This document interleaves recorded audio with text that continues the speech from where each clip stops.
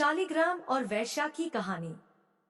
जिस प्रकार नर्मदा नदी का हर पत्थर भगवान शिव का रूप होता है, जिसे नर्मदेश्वर कहते हैं, उसी प्रकार गंडकी नदी का हर पत्थर शालिग्राम होता है। भगवान विष्णु का एक रूप शालिग्राम भी है और विष्णु जी के शालिग्राम रूप की पूजा सदियों से चली आ रही है। गंडकी नदी वही नदी है जहाँ शालिग्राम भगवान प्रकट होते हैं। भगवान शालिग्राम दुनिया में यदि कहीं मिलते हैं तो केवल गंडकी नदी के तट पर मिलते हैं। पर भगवान शालिग्राम गंडकी नदी में ही क्यों रहते हैं, इसी विषय से जुड़ी है भगवान शालिग्राम और वैश्या की यह कहानी। हजारों वर्षों पूर्व किसी नगर में एक वैश्या रहा करती थी, जिसका नाम गंडकी था। वह रोजाना रात को किसी न किसी पराये पुरुष के साथ भोगविलास किया करती थी। यह उसका पेशा था। एक दिन उस गांव में एक महात्मा जी आए, जिन्होंने सभी गांव वालों का अपने उपदेशों से कल्याण किया। जब वैश्या ने उन महात्मा की कीर्ति सुनी, तो एक दिन वह भी उन महात्मा के दर्शन के लिए गई और उनसे प्रार्थना की, महाराज, आप तो संत हैं, साधु हैं, सबका कल्याण करते हैं, सबको पावन करते हैं, मुझ वैश्या का भी कल्याण कर दीजिए। महात्मा जी बोले, बेटी, मैं तेरा कल्याण कर दूंगा, पर इसके लिए तुझे वैश्यावृत्ति छोड़नी पड़ेगी। वैश्या बोली, महाराज, मैं सब कर सकती हूँ, पर यह वैश्यावृत्ति का धंधा नहीं छोड़ सकती, क्योंकि अब इस कार्य की मुझे आदत हो गई है और यही मेरा पैसा है। इसके सिवा आप जो भी कहेंगे मैं कर लूंगी। कृपया करके मेरा उद्धार कीजिए।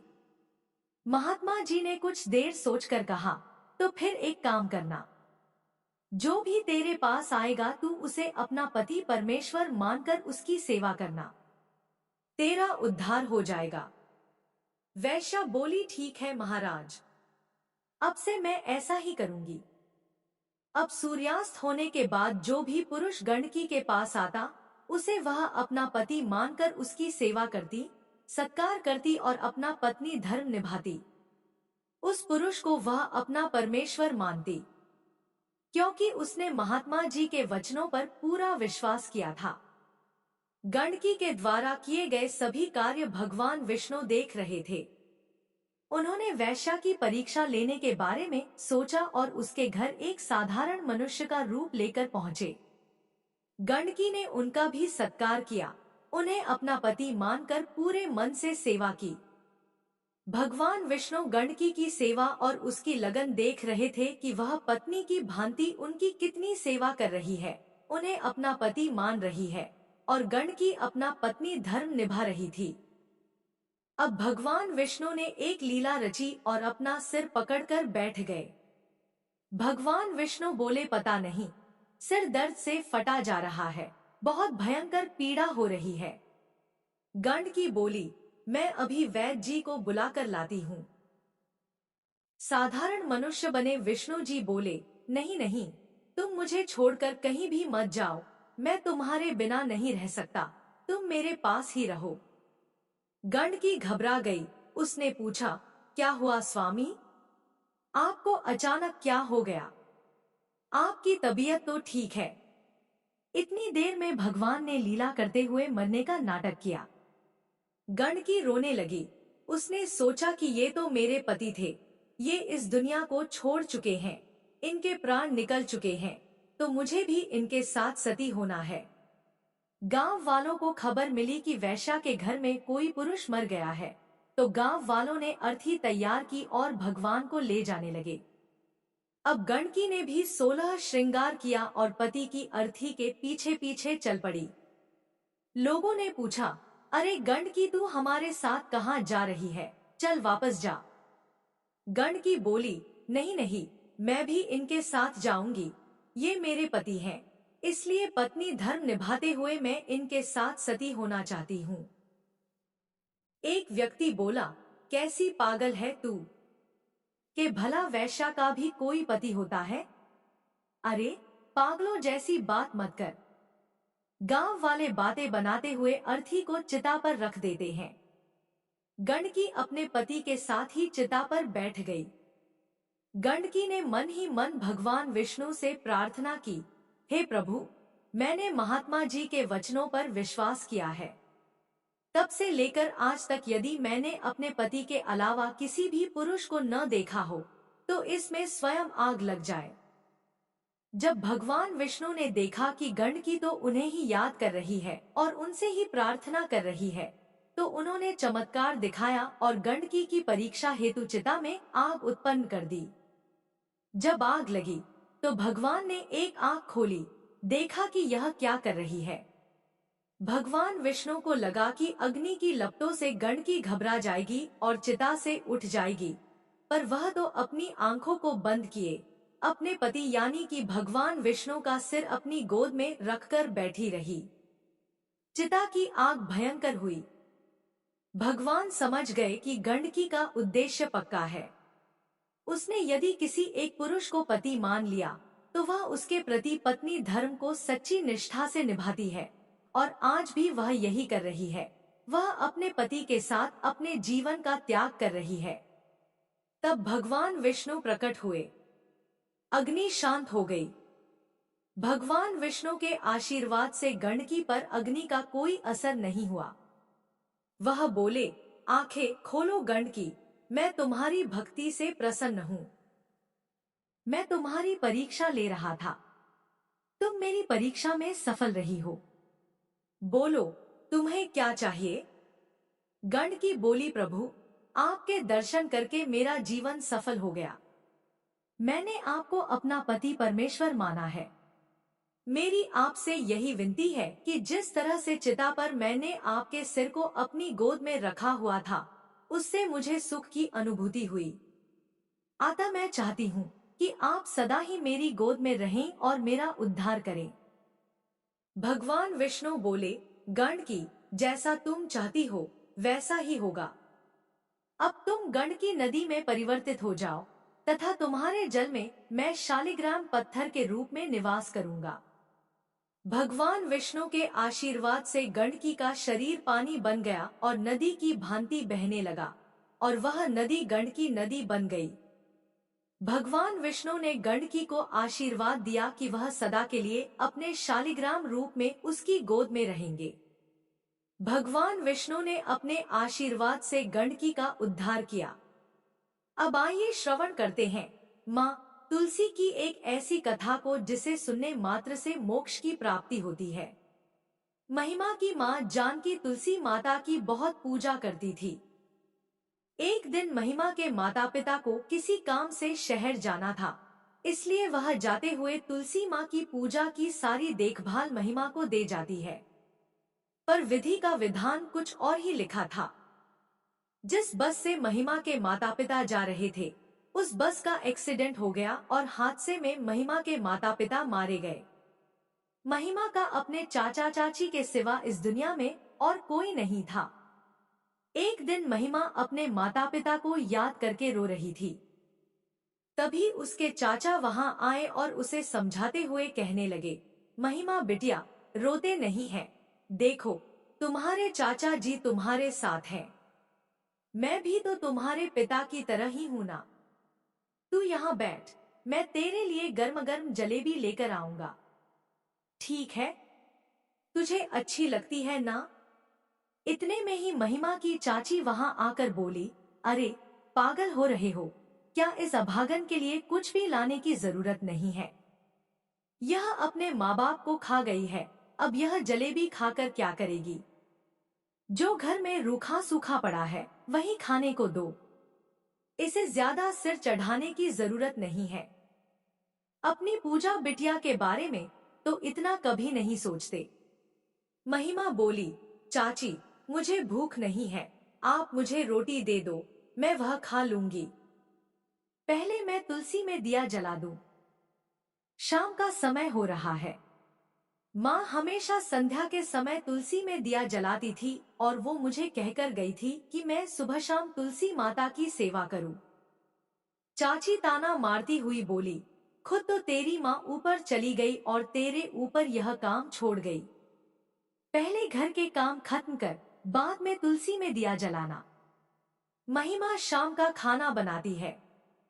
सारा काम खत्म करके वह तुलसी में दीपक जलाती है और वहीं तुलसी माता के पास बैठकर रोने लगती है। रोते हुए वह कहने लगती है, तुलसी मैया या माँ, क्यों चली गई? माँ बाप के बिना दिल नहीं लगता। मैं उनके बिना बहुत उदास हूँ। मुझे नींद भी नहीं आती। माँ कहती थी, आप तो सबकी माँ हो। माँ, मुझे बहुत डर लगता है। आप मेरे साथ रहोगी ना? महिमा आंगन में बैठी रो रही थी। तभी उसे तुलसी के पौधे में से आवाज आती है, महिमा, डरो नहीं। जब तक मैं तुम्हारे साथ हूँ, तुम्हारा कोई भी बाल बांका नहीं कर पाएगा। बेटी, तुम बिल्कुल भी चिंता मत करो। तुम्हें जब भी कोई परेशानी हो, तो तुम मुझे याद कर लेना, मैं तुम्हारी मदद को आ जाऊंगी। आवाज सुनकर महिमा चौंक गई और सोचने लगी, यह आवाज तो तुलसी मैया के पौधे से आ रही है। इसका मतलब तुलसी मैया तक मेरी बात पहुंच गई है। मैया, अब मैं बिल्कुल भी नहीं डरूंगी। मैं जानती हूँ, आप मेरे साथ हैं। महिमा तुलसी माता की आवाज सुनकर खुश हो जाती है। उसको यकीन था कि तुलसी माता का आशीर्वाद उसकी माँ के रूप में उसके साथ था। पर महिमा की चाची के स्वभाव में बहुत अंतर आ गया था।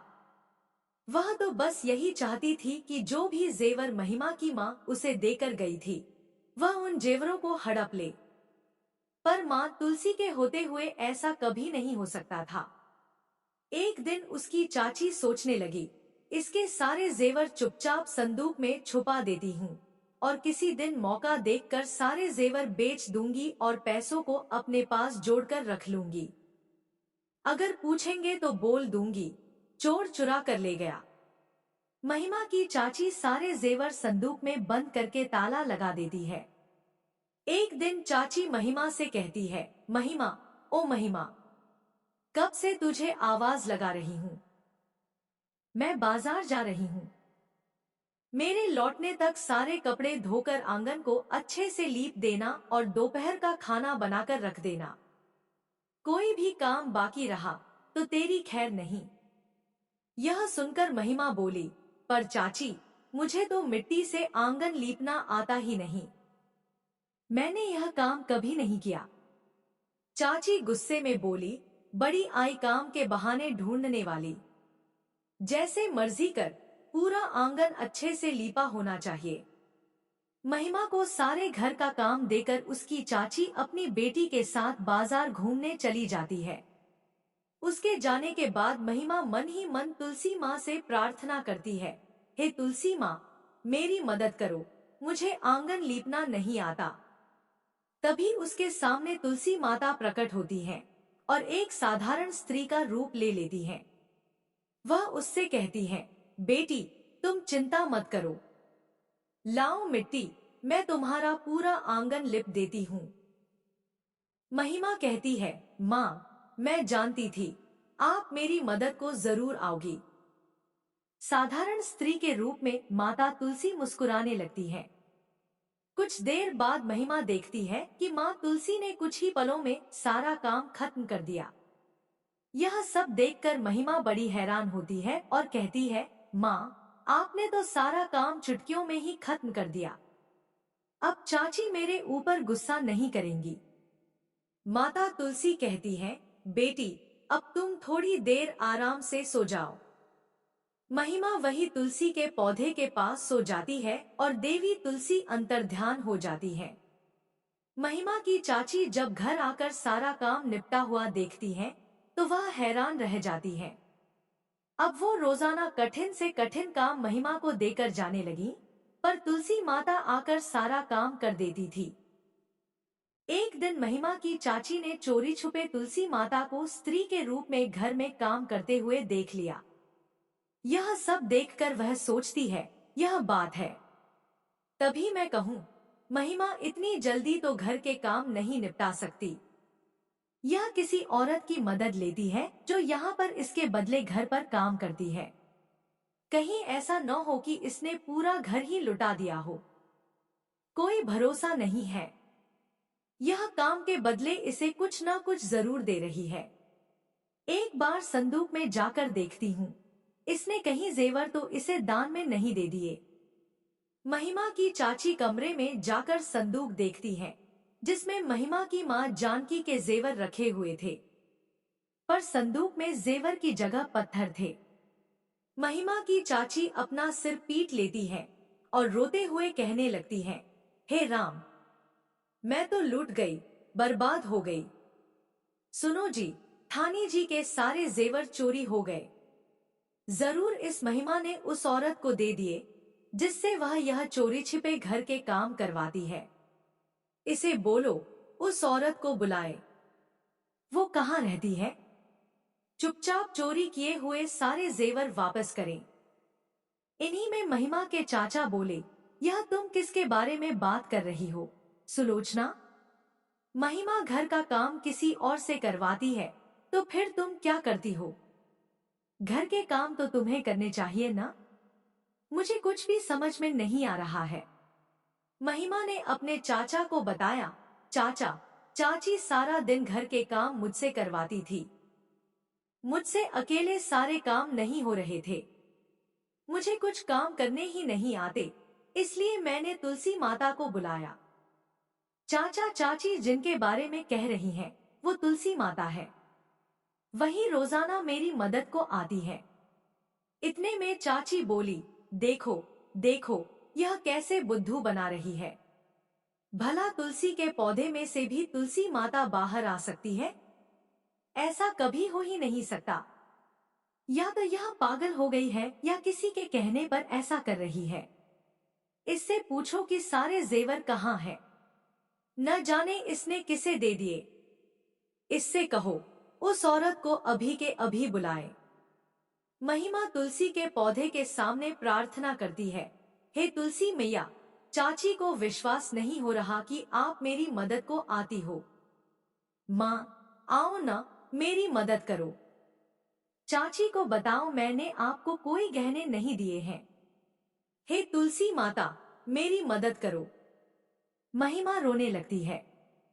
तभी तुलसी के पौधे में से माँ तुलसी प्रकट होती है और कहती है, घबराओ नहीं महिमा बेटी, मेरे होते हुए तुम्हें कुछ नहीं होगा। सुलोचना, तुम्हारे मन का लालच मैं देख सकती हूँ। तुमने एक भोली भाली बच्ची पर कितने अत्याचार किए हैं। मैं इसका दंड तुम्हें अभी दे सकती हूँ। तभी महिमा बोली, नहीं माँ, चाची को कुछ मत कहो। चाची की तरफ से मैं माफी मांगती हूँ। तभी चाचा जी तुलसी माँ से प्रार्थना करते हैं, हे तुलसी माँ, आपके दर्शन से हम तो कृतार्थ हो गए हैं। हमें क्षमा करो माँ। मैं इन सब से अनभिज्ञ था। मुझे नहीं पता था कि सुलोचना महिमा के साथ ऐसा व्यवहार करती है।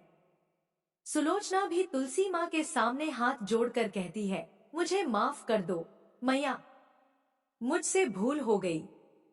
मेरी आंखों पर लालच का पर्दा पड़ गया था। मैं आज के बाद कभी भी महिमा और पूजा में भेदभाव नहीं करूंगी। मुझसे तो गलती हुई। तुलसी माँ संदूक में रखे पत्थरों की तरफ अपने आशीर्वाद का हाथ बढ़ाती हैं और पत्थर फिर से जेवर में बदल जाते हैं। उसके बाद सबको अपना आशीर्वाद देकर तुलसी माता अंतर्ध्यान हो जाती है। उस दिन से महिमा की चाची भी तुलसी माता की सेवा में लग जाती है। माँ तुलसी के आशीर्वाद से महिमा के जीवन में सब कुछ ठीक हो जाता है। आशा है यह कहानी आपको पसंद आई होगी।